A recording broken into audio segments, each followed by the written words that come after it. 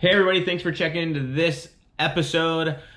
Today we're going to talk about simplifying the tackle shop. There's tons of products in every tackle shop, whether it's Bass Pro Shops or your local mom and pop shop. There's tons of things in there that you can buy. I want to help simplify it for you so you can spend your money wisely and your time wisely while inside the tackle shop. Now, it doesn't matter if we're going in there to buy rods, reels, line, sinkers, jerkbaits, crankbaits, plastics. It doesn't matter. There's tons of options. There's tons of brands. We just got all kinds of stuff. There's tons of colors. There's tons of this. There's tons of that. How do we break it down? I want to help you guys out. I want to provide you, hopefully, some information that's going to help you do that and hopefully help you narrow down what you want to buy. Now, over time, I've watched a lot of videos, listened to a lot of podcasts, and done some research on what some pros do. I mean, there's tons of videos on YouTube, just like mine, where there's guys telling you that this bait did this, or you need this color, or you need this, you need that. But then there's other videos out there that says, keep it simple. You need this color for this color for that. I'm more along the lines of, let's keep it simple. And I think that that's the easiest thing to do, especially if you're fishing in a lot of different places. Now, if you're fishing the same lake all the time, and you know that they eat, XYZ worm color the best, well, then you should probably have XYZ worm color. And there's some different things that I've found over time that you definitely need to key into some of those special things that each body of water has. Like, I went to the California Delta and I didn't know that they ate red.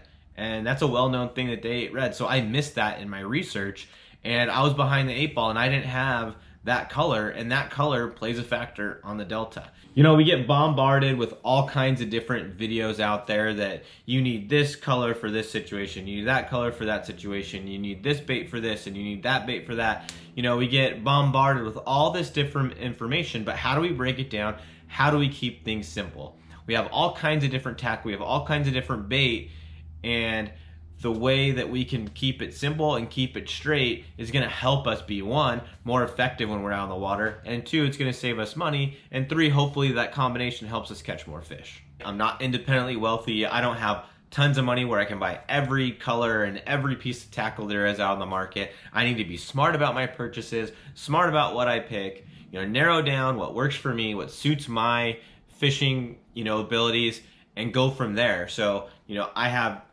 certain colors that I prefer, certain situations where I like to throw certain things. I still have a lot of tackle because, bass eat a lot of different things. There's a lot of different baits that you want to throw in different situations.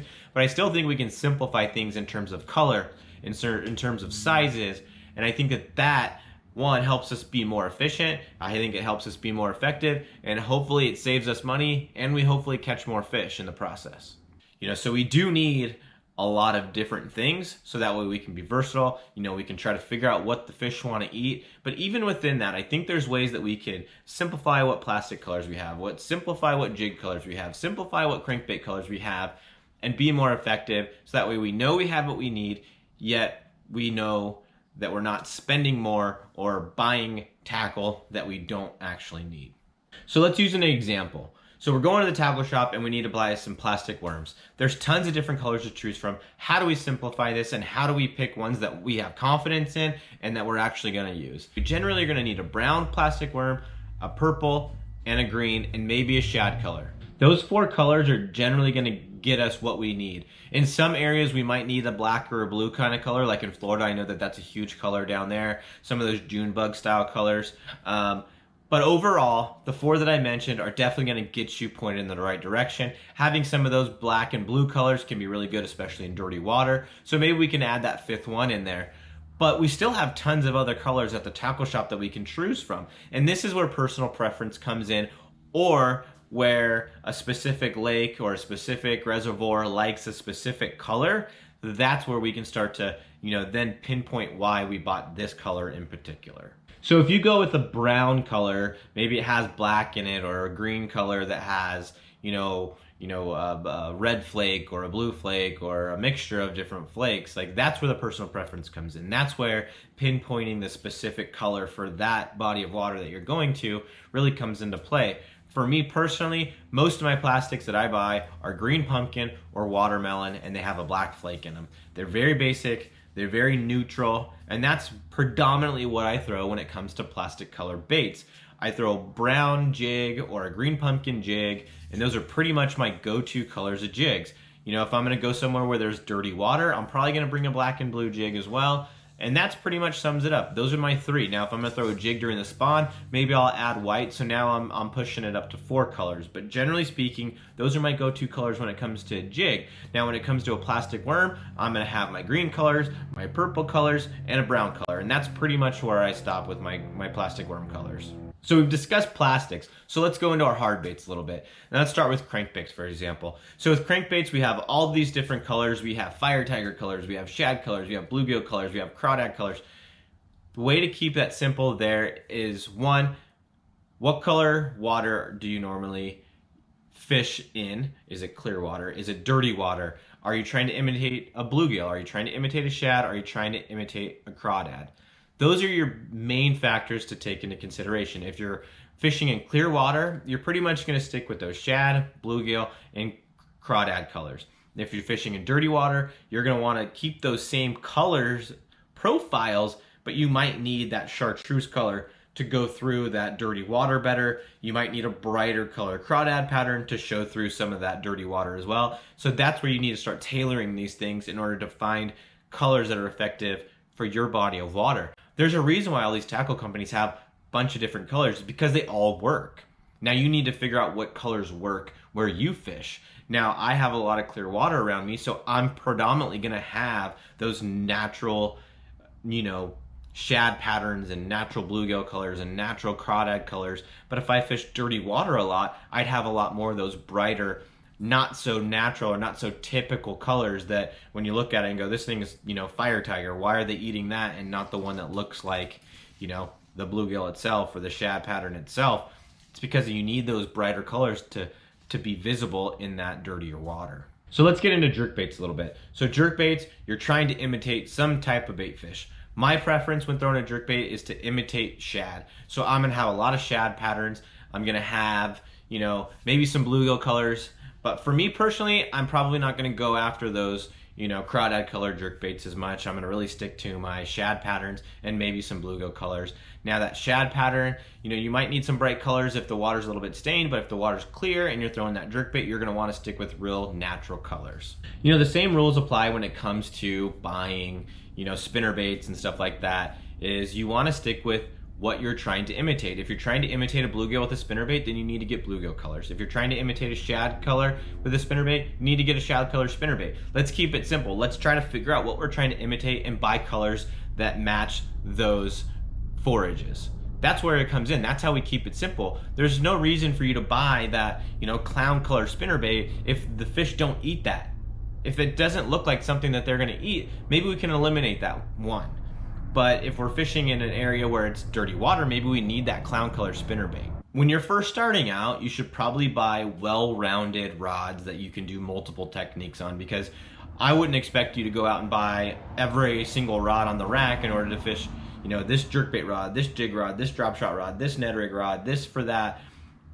You don't need to be that specific when you're first starting out. Just get used to fishing. Get used to fishing different techniques and have universal type rods that can do a lot of different things. And as you get better at fishing and as you want to narrow in on a technique, then go buy that specific crankbait rod or that specific jig rod or that specific flipping rod. But then you're slowly getting more and more rods in your arsenal, and you're not feeling like you need to go out and spend thousands of dollars right away for things that you don't even have confidence in fishing. So let's talk about reels for a minute. Most of the reels that I use on bait casting reels are gonna be the mid 6.3 to 6.5 to 1 gear ratio for my reaction baits. You can go to the lower gear ratio reels like your 5.5 or 5.4 to 1 gear ratio reels. I don't use those because it's so technique specific for those that I like to keep my reels a little bit more well-rounded to where I can, you know, maybe move this one from one rod to another. But when you get super specific, you can get like a crankbait reel that has that lower gear ratio. But I found that I can still reel that 6.3 to 6.5 to 1 gear ratio reel slow enough to still fish a crankbait effectively. I have considered getting some of those slower gear ratio reels to fish, you know, a crankbait on. I haven't done it yet, but it's something I might do in the future. Now, when it comes to my Carolina rig or a jig or a plastic worm type reel, that's where I'm going to go up to those, you know, 7.1, 7.3 to 1 gear ratio reels, because it's going to reel up some slack a little bit faster, allow you to get that hook set going, you know. And then I don't have any of the super high gear ratio reels. I feel like those really excel when it comes to flipping and pitching, because when you pitch into one of those mats or into that thick grass and you get that bite, you really need to pick up some line quick, get them out of that stuff as quick as possible. So that's where some of that stuff comes into play, but that's a very targeted technique as well. Like every gear ratio reel has a purpose. They have uses. You can utilize all of them. But when you're first starting out or you don't have a ton of money, you can buy things that you can use in multiple applications. And I think that's where your money's gonna go the furthest. And that's where you're gonna be the happiest, because you don't feel like you need to go out and spend thousands of dollars in one shot in order to go feel like you can go catch a bass. Now, when you go into the tackle shop to buy some line, there's tons of different line options. There's copolymers, there's fluorocarbon, there's monofilament, there's braid, there's this, there's that. Let's simplify it a little bit. Focus your attention on the braid, focus your attention on the fluorocarbon, and then maybe focus some attention on the monofilament. So basically, in a nutshell, flipping and pitching, you want to go with some braid if you can get away with it, or heavy fluorocarbon.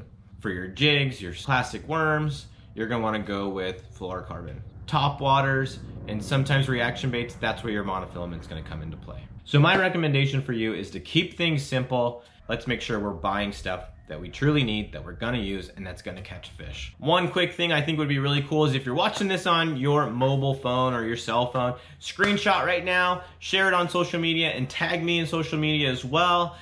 All that information's in the description of this video, and I will share it myself. I think that'd be a great way to grow this channel and help me to put out even more content for you to enjoy.